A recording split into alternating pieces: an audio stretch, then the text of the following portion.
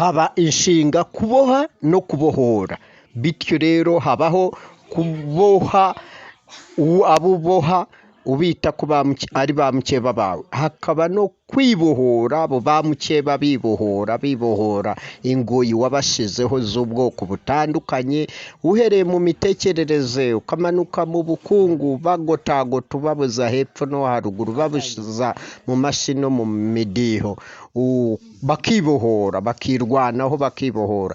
Wowe nawe urwana intambara yo kubaboha, ubadanangira kweri, ubabuza hepfo no haruguru, ubabuza hirya hino, akanini na gatoya ukababuza, ubagotagota, ubicisha intwaro y'ubukene, y'ubushomeri, y'ibiciro byo hejuru, kandi aribo bakene, aribo bashomeri, abana ntibige n'ababyeyi batarize, ukabazunguza, ukagenda ubazunguza muri ubwo buryo, abana bazungura ubukene bw'iwabo n'ibibazo by'iwabo, amateka akakomeza bafata amaboko n'amaguru.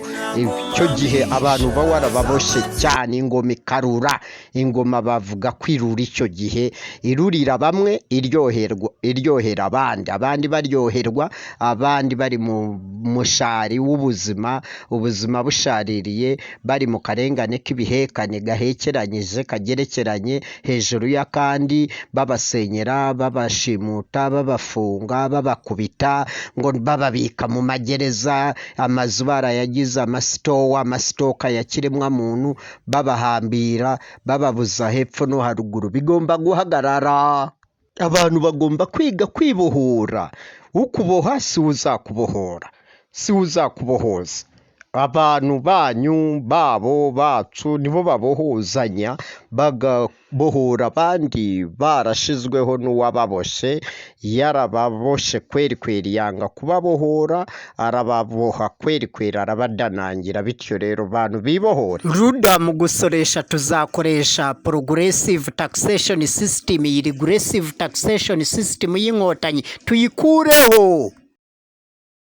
Baruda mwese turakumburanye ku isi yose, mukomerezaho, nimukagamburuzwa gatondo na nimugoroba, ibihe byose. Ruda ni nziza cyane, izababohora. Ruda yubahe ku isi yose, mu Rwanda, Afurika ndetse n'isi yose. Nibyo koko, Ruda oye.